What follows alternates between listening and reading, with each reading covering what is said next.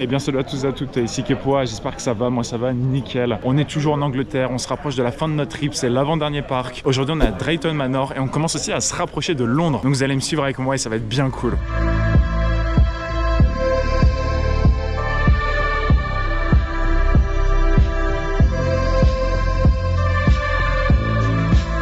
Et notre premier arrêt de la journée, ce sera sur The Hunting, qui est la madhouse du parc. Donc on verra ce que ça donne, mais franchement je m'attends à rien.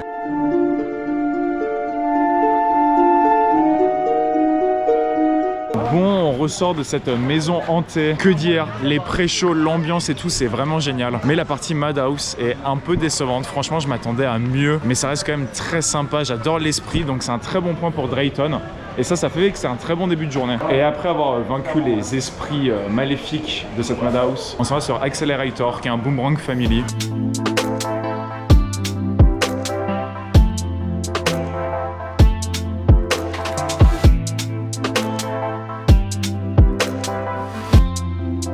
On sort de notre petit boomerang Vekoma plutôt anecdotique. Je dirais que ça ressemble au modèle du parc des Combes. La file d'attente est très jolie, donc vraiment pour la thématisation plus simple, pour le ride plus rien du tout. C'est plutôt oubliable, mais donc ça reste cool et au moins ils font des efforts d'intégration et ça c'est très très bien. Et on s'en va sur Junk-Mongan ou quelque chose du style, qui est un Powerade Zamperla. Si je dis pas de bêtises, je crois que ça va être le premier que je fais. Et franchement, je suis pas très hype. Ouais hein. Les Powerade, que ce soit Zamperla ou je sais pas qui d'autre, ça reste très moyen, c'est un modèle décevant quoi, il se passe pas grand chose, vous accélérez un peu. En plus on a le droit à la flotte, là il s'est mis à bien pleuvoir. Au moins on a eu un effet d'eau dans le ride, c'était rigolo. Mais à part ça, ça reste clairement oubliable. En vrai ça tape pas, vous passez, vous faites un petit tour, voilà, vous faites votre plus sain, on n'en parle plus quoi. Bon, on va partir sur The Wave. Et honnêtement, je suis plutôt triste. Pourquoi je suis plutôt triste? Parce qu'à l'époque, c'était un stand-up coaster. Donc, vous pouviez le faire debout. Et les trains ont été changés. Donc, maintenant, c'est un sit-down. Donc, je suis dégoûté parce que des stand-up, j'en ai jamais fait. Et c'est une machine que j'aimerais vraiment bien essayer. Je sais pas trop quoi en penser. Je crois que les assises sont vraiment pas confortables. Donc, de toute façon, on va tester pour se faire son avis.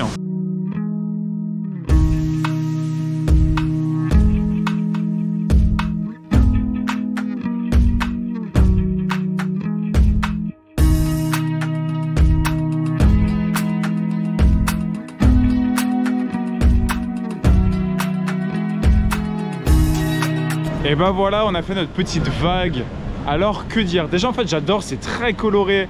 La zone est vraiment sympa. Je ne comprends pas le rapport avec le reste du parc, mais bon, en vrai, au moins c'est cohérent dans la zone. Et donc, comme je vous l'ai dit, ils ont changé d'assise il n'y a pas si longtemps. Et donc, qu'est-ce que ça donne les nouveaux trains?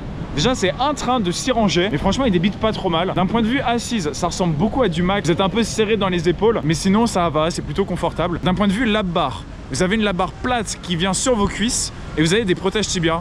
Sachez que les protèges tibias ne dérangent absolument pas. C'est impossible de les toucher, la lap bar vient vous bloquer, donc en fait vous avez qu'une lap bar. Et après le ride, que dire, la drop est rigolote. Sauf que dans le creux de la drop avec tous les G+, ma lap bar s'est resserrée, du coup j'avais les cuisses broyées. Le loop est marrant, le 0G est cool mais sans plus. Et les deux corkscrews, j'ai pas aimé les G latéraux dedans. Et après c'est fini. Donc en fait c'est quand même relativement très court. Et pour moi le fait que ma lap bar se soit resserrée, bah c'était pas très confort. Donc franchement c'est sympa mais ça casse pas 3 pattes à un canard. Donc en conclusion on est un peu triste que ça soit plus un stand-up. Et franchement la version sit down marche bien. Pour le parc c'est très cool et c'est très sympa. Mais voilà, ça reste pas le ride du siècle non plus. Et après ce gros crédit, on s'en va se faire mal aux yeux dans la zone de Thomasland. Donc Thomas, le petit train du dessin animé. Ça a l'air plutôt creepy, mais bon, faut y aller parce qu'il y a un crédit dans la zone.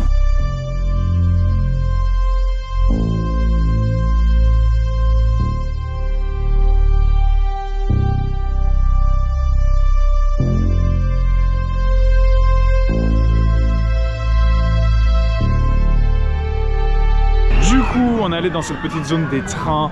Franchement, pour être tout à fait franc, même si j'ai pas la rêve du dessin animé, ça fait mal aux yeux, c'est un peu creepy. Il y a vraiment des trucs qui picotent. Cependant, le kiddie dans la zone est cool. Alors c'est très court, mais le peu qu'il y a est vraiment intéressant et c'est sympa en fait, on prend pas les enfants pour des cons. Donc ça c'est cool, mais franchement on mettra pas les pieds dans la zone de la journée. Bon, entre deux on allait manger et honnêtement, on reste dans la moyenne des parcs anglais, c'est quand même assez crapuleux. On a payé plus de 10 € pour un plat de pâtes, les pizzas étaient à plus de 17 €. Enfin franchement ça reste très moyen. Et Gold Rush, la grosse nouveauté Intamin de cette année, était fermée hier, était fermée ce matin et là actuellement c'est en test. Donc on croise les doigts pour peut-être réussir à le faire. Bon du coup je vous parlais de Gold Rush qui était un peu capricieux à ouvrir. En attendant on allait faire Sheriff Showdowns qui est le shooter du parc. Donc c'est très ancien, c'est très vieux. Il y a une seule grande salle, mais c'est génial. En fait, ça fait le job, c'est simple, mais c'est efficace. Pas besoin de faire compliqué, vous faites du basique et ça marche. Seul petit problème avec le pistolet, vous savez pas où vous tirez, il n'y a pas de point rouge là où vous visez. Mais franchement, les effets marchent bien, la salle est cool. C'est un peu court, mais en fait, ça fait le job. Et il y a beaucoup de parcs qui pourraient investir là-dedans parce que je pense que le ride system coûte pas si cher. Et si vous faites la thématisation vous-même, ça coûte rien. Donc voilà, et là, on espère pour Gold Rush, on attend devant et on va voir. Mais donc, ce petit shooter, validé.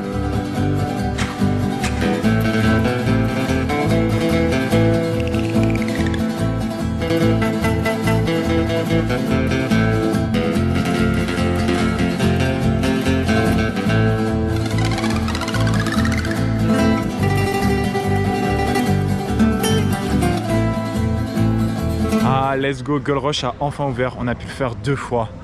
Et waouh, mais Intamin, quand est-ce que vous allez vous arrêter? Le ride est génial, c'est très bien intégré, c'est très bien fait, c'est très mignon. La bande originale marche bien, c'est un super family. Vraiment, c'est très très long. Je vais vous mettre un timecode là, attention, je vais spoil. Ne vous faites pas spoil ce ride, parce que sinon ça vous gâche toute la surprise. Donc voilà, vous passez. Maintenant pour les autres, enfin franchement, les switch tracks, il y en a à 2 endroits et ça change tout. Parce que du coup, vous repartez en arrière après avec la salle où il y a les explosifs, ça c'est génial. Cette même salle où vous faites launcher en avant à la fin, le launch est très très bon. Vraiment, je vais me mettre des gens à dos, mais je me suis plus amusé dans ce launch là que dans le launch d'Icon. C'est pour dire. Donc ça, j'ai vraiment adoré, c'est vraiment des super ajouts. Et il faut aussi savoir que sur le ride, il y a 2 cycles. Donc là, on n'a pas eu le cycle où vous rollbackez dans le lift dès le début. On a eu l'autre cycle où vous allez d'abord devant et après en arrière. Donc ça, c'est dommage. Mais bon, déjà, on va pas se plaindre, ils ont ouvert alors que ça devait être fermé. Donc là, la com là-dessus, très très belle. Parce que c'était annoncé par le parc que l'attraction allait fermer toute la journée. Et ils se sont démenés pour l'ouvrir et on l'a eu. Donc ça c'est génial et c'est vraiment un très très gros point positif. Malheureusement dans les petits points noirs, point noir c'est de ma faute hein, honnêtement. Je voulais faire le cinéma 4D qui est dans le parc parce qu'ils ont changé le film cette année. Malheureusement j'ai pas fait gaffe aux horaires et avec Gold Rush j'ai loupé l'horaire de la dernière séance du jour. Donc je ne pourrais pas le faire et donner mon avis.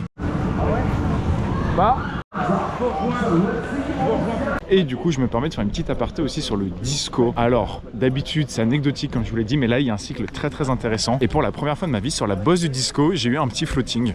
Donc franchement il vaut le détour, le cycle est vraiment bien. Et ça dispatche très très bien, ils remplissent vraiment l'entièreté du disque, donc ça va très vite. Et voilà, en tout cas c'est là-dessus que va se terminer ma journée à Drayton. Franchement ce parc c'était une très très belle surprise. Encore une fois, comme tous les parcs anglais, je ne m'attendais à rien et j'étais agréablement surpris.